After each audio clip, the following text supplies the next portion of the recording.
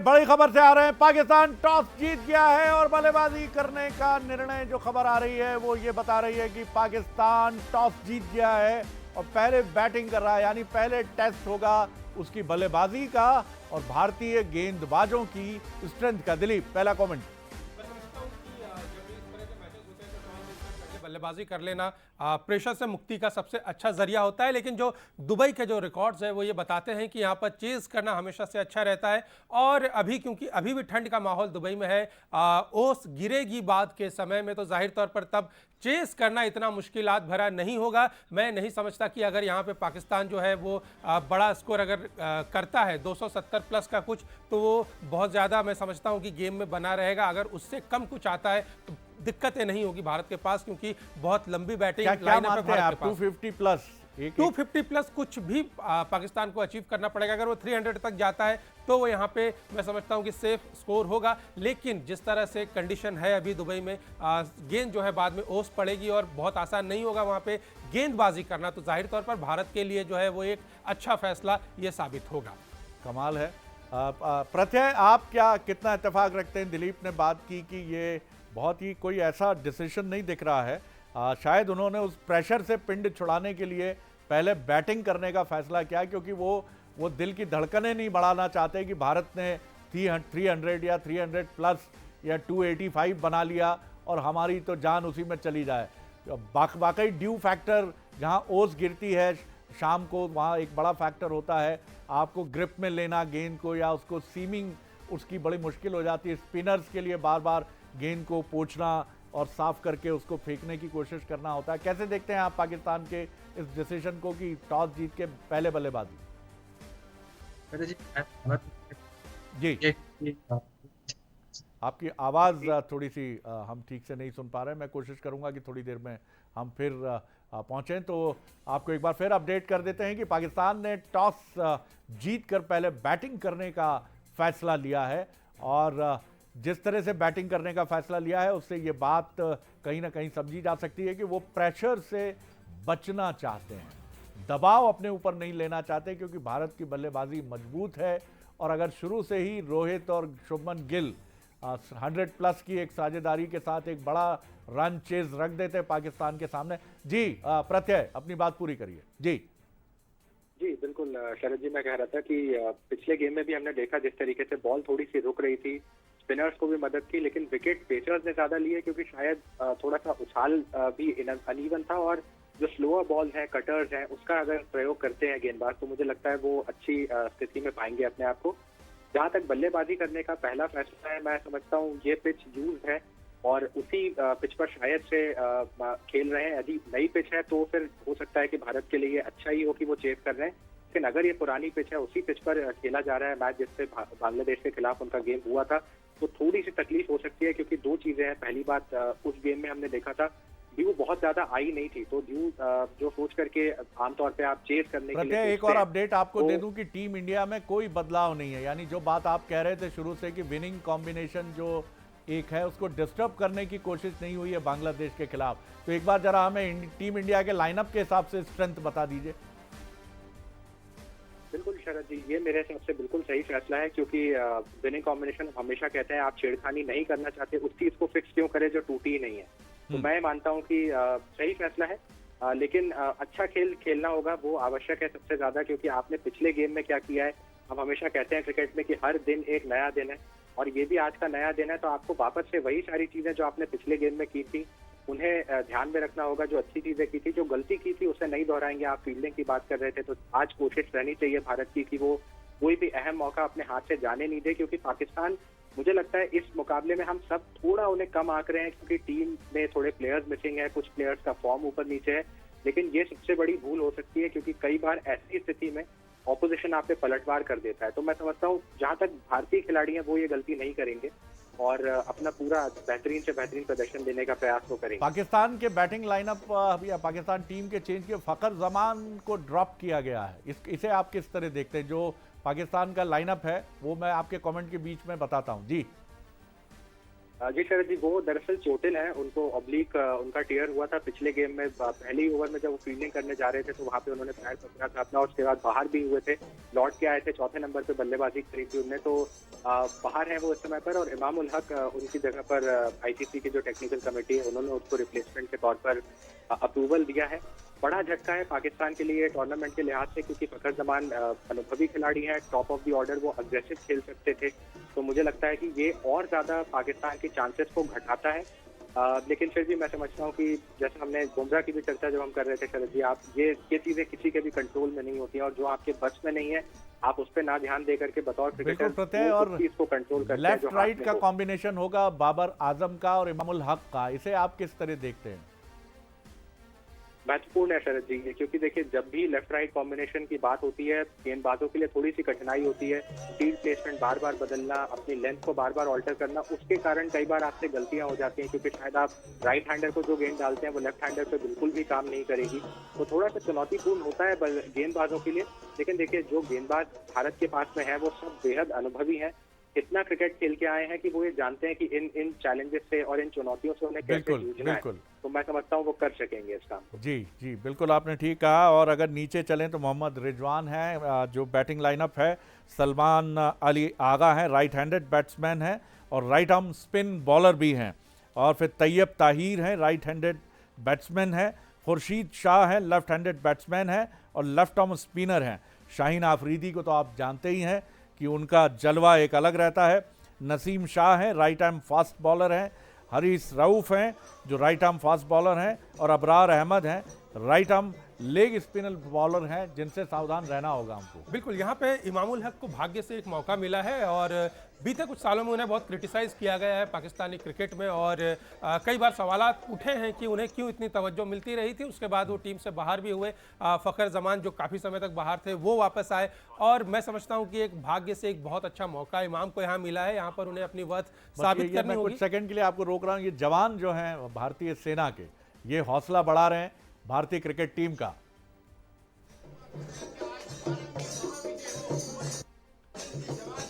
आहा,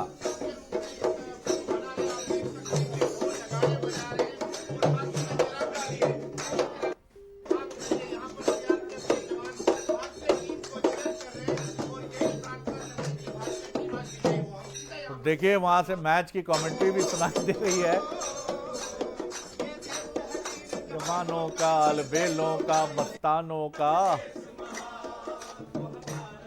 चलिए चलिए चलिए चलिए, तो पूरा देश इस समय भारतीय क्रिकेट टीम के साथ खड़ा है। देश ही क्या, एनआरआईज हैं जो भारतवंशी हैं दुनिया के अलग अलग देशों में, और इतना ही नहीं, क्रिकेट लवर्स हैं जो दुनिया के अलग अलग देशों के, वो भी इस राइवलरी को देखने के लिए बिल्कुल तैयार रहते हैं। हाँ दिलीप, अपनी बात पूरी करिए। जी बिल्कुल, जैसे कि तस्वीरें हमने देखी, हम देखते हैं कि जब भी भारत पाकिस्तान का मैच होता है तो वो एक इवेंट की तरह सेलिब्रेट किया जाता है। सियासी हस्तियां एक्टिव हो जाती है, दोनों तरफ की सेना जो है उनमें जोश भर जाता है, धार्मिक आयोजन होते हैं, दुआओं का दौर शुरू हो जाता है। तो जाहिर तौर पर बहुत इंपॉर्टेंट मैच होता है ये, और बहुत जिसे कहते हैं कि पारा हाई कर देता है, जोश हाई कर देता है देश का। लेकिन वापस मैच की तरफ लौटे तो इमामुल हक की मैं बात कर रहा था, वो बहुत अच्छे बल्लेबाज हैं, तकनीकी रूप से बहुत दक्ष हैं, और बतौर ओपनर ऐसे बल्लेबाज का पाकिस्तान के पास होना मैं समझता हूं बहुत अच्छी बात है। और एक बड़े मैच में जहां पर वो दबाव को झेल सकते हैं, तकनीकी रूप से बहुत अच्छे बल्लेबाज हैं। और मैं समझता हूं कि ये भी एक बड़ी अच्छी बात है कि उनके साथ साथ जो है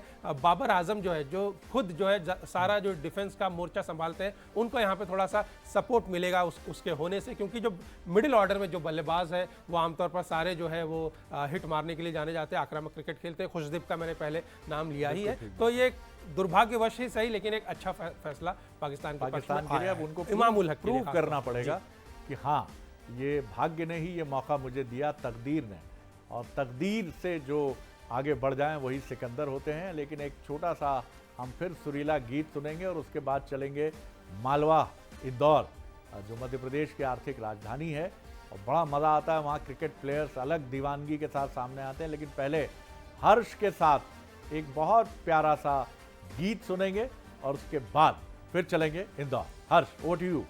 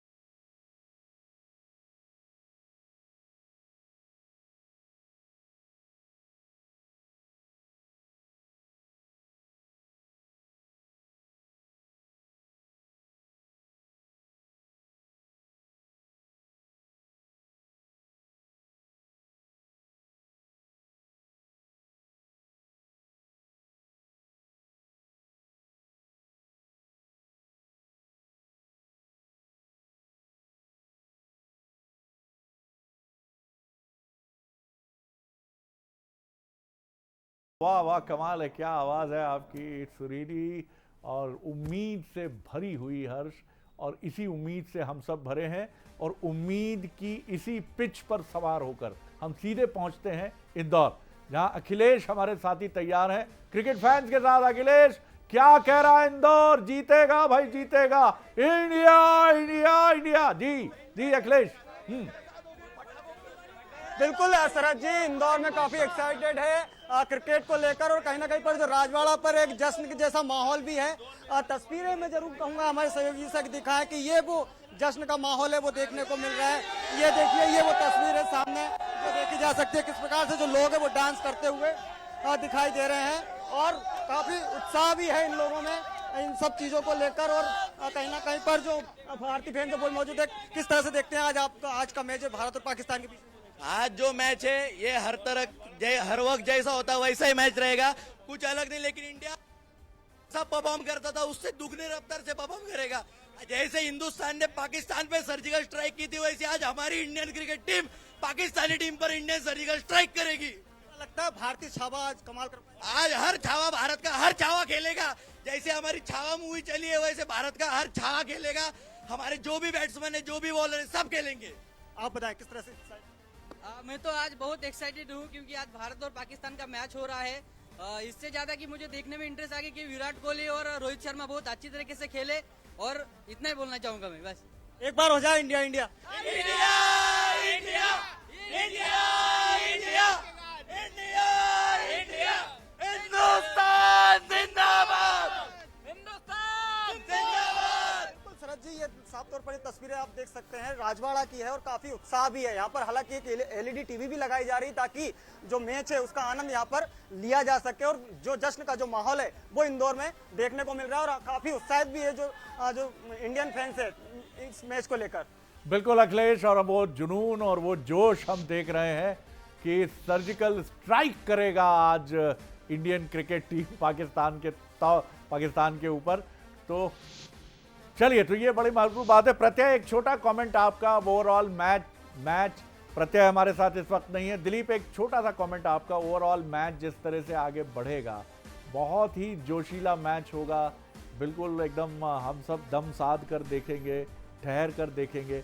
कैसे एक ओवरऑल कमेंट आपका पूरे इस मैच के ऊपर, क्योंकि हार जीत अपनी जगह, winning and losing is a part of game, इससे परे करके भी मैच को देखना है। देखिए, मैं समझता हूँ भारत पाकिस्तान के मैचेस जो खास तौर पर आईसीसी ट्रॉफीज़ में होने लगे हैं, अब वो उनका चार्म बरकरार है। वहाँ से अच्छी चीज़ ये हुई है कि वो तनाव जो होता था बेवजह का, वो गायब हुआ है। पाकिस्तान में इंडियन प्लेयर्स को बहुत एडमायर किया जाता है, सेलिब्रेट किया जाता है उनके अचीवमेंट्स को। हम लगातार देखते आ रहे हैं कि किस तरह वहाँ रोहित के फैंस हैं, विराट के फैंस हैं, और भारत में भी उनके खिलाड़ियों को हमेशा की तरह पसंद किया जाता रहा है। एक फेज़ ज़रूर मुश्किल फेज़ से गुजर रही है पाकिस्तान, क्योंकि वो जो तनावपूर्ण मज़ा आता था मैदान पर, कहीं ना कहीं भारत ने पिछले 1-1.5 दशक में ऐसा हुआ है कि अपनी तरफ खींचा है, और जो कांटे के मुकाबले हैं वो होते हैं, लेकिन ओवरऑल पाकिस्तान जो है कहीं ना कहीं थोड़ा सा कमज़ोर नज़र आती है। मैं समझता हूँ कि इस मैच से बहुत इंपॉर्टेंट मैच है। अगर ये पाकिस्तान में होता तो पाकिस्तान के लिए और बेहतर बात होती, लेकिन दुबई में हो रहा है, चैंपियंस ट्रॉफी का हिस्सा है, ये सक्सेसफुल रहेगा तो ये पाकिस्तान के लिए बहुत अच्छा होगा, पाकिस्तानी क्रिकेट के लिए बहुत अच्छा होगा, क्योंकि ये देश जो है जिस तरह के प्लेयर्स प्रोड्यूस करते रहा है, यहाँ पर क्रिकेट का जिंदा रहना बहुत ज़रूरी है। और क्रिकेट तब जिंदा रहेगा जब इस तरह के आयोजन यहाँ पर होंगे, टीमें वहाँ पर आएगी, और मैं समझता हूँ कि एक ऐसा कंडीशन भी आएगी आने वाले समय में जब भारत जो है पाकिस्तान का दौरा करेगा, क्योंकि अभी अश्विन रिटायर हुए हैं, और मैंने बहुत उनकी जो कमेंट्रीज देखी, उनके कमेंट्स देखे, तो वहाँ पे मैंने जाना कि वो कितना इस बात को लेकर दुखी थे कि वो अपने पूरे करियर में कभी पाकिस्तान नहीं गए। खुद पाकिस्तान के खिलाड़ी और कई प्लेयर ऐसे मानते हैं कि विराट कोहली जैसे लेवल के प्लेयर को एक बार तो पाकिस्तान जरूर आना चाहिए। तो मैं समझता हूँ टीम इंडिया एंजॉय करेगी इस मैच को, और फैंस भी इस मैच को बहुत आपने बड़ी खूबसूरत बात कही दिलीप, आपने बिल्कुल ठीक कहा कि भारत ने उस रोमांच को एक तरह से मुट्ठी में करके अपनी तरफ खींच लिया। नहीं तो मुझे याद आता है कि वर्ल्ड कप में वो मेंढकी कूद जो जावेद मियांदाद और फिर वो भी याद आता है कि वेंकटेश प्रसाद का, हाँ, कि वहाँ मारूंगा मैं तुझको। हमारे साउथ के एक जो बॉलर थे, जवागल के सहयोगी होते थे, वेंकटेश प्रसाद, उनको कहा कि इधर ही मारूंगा तुझे 2 चौके, और उसके बाद उनका स्टंप उड़ा दिया था। तो ये जो टेंशन होता था, जो इमरान के समय हमने देखा, जावेद मियांदाद के समय हमने देखा, वो टेंशन अब खत्म हो। इवन मुझे लगता है कि आफरीदी के वक्त भी हमने उस टेंशन को महसूस किया जी था। बिल्कुल, वो क्रिकेट का एक एटीट्यूड एरा जिसे हम कहते हैं, सिनेमा में हम attitude यूज era करते था। हैं कि वो अमिताभ जी, बच्चन का, जी। शत्रुघ्न सिन्हा का एक दौर था जिसे हम एटीट्यूड एरा कहते हैं। तो वो एटीट्यूड वो एरा खत्म हो इंडियन गया। क्रिकेट का था जो 80s 90s में चला, वो खत्म हो गया है। ये बड़ा कूल डूड्स का जमाना है और ये कूल लोग डूड बहुत का आपस में जमाना है और दोस्ताना भारतीय व्यवहार है। क्रिकेट टीम भी उसी परसेप्शन से जाती है और पाकिस्तान की टीम तो ऐसा लगता है कि वो भारत की एडमायर बिल्कुल, करती है, उसकी फैन की तरह। चलिए अब वक्त है मैच का लुत्फ लेने का। पकौड़े बन गए हैं जी, और पोहा, हाँ वो भी है, चिप्स भी है, हाँ तो अदरक वाली चाय और कॉफ़ी वो भी आ गई और वो लंच का टाइम है, लंच भी आ जाए, बढ़िया मज़ा आ जाए। हम भी लंच करेंगे अभी थोड़ी देर में और देखेंगे, लेकिन जाते हुए मैच की शुरुआत के पहले छोड़ जाते हैं हर्ष के एक सुरीले गाने के साथ। हर्ष,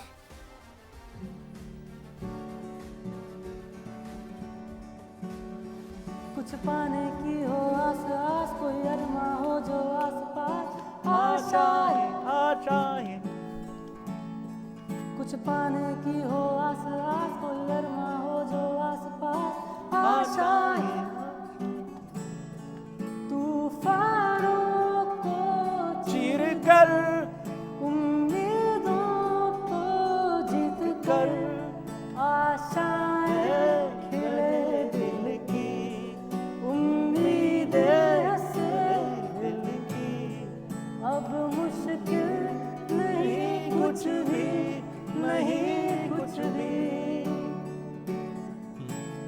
आशाएं खिले दिल की, उम्मीदें हंसे दिल की, अब मुश्किल नहीं कुछ भी, नहीं कुछ भी। वाह वाह वाह, कमाल किया। और सीधे ले चलते हैं आपको बागेश्वर धाम, जहां प्रधानमंत्री नरेंद्र मोदी पहुंचे हैं, कैंसर हॉस्पिटल की नींव रखेंगे और इस वक्त विधिवत सनातन परंपरा के अनुसार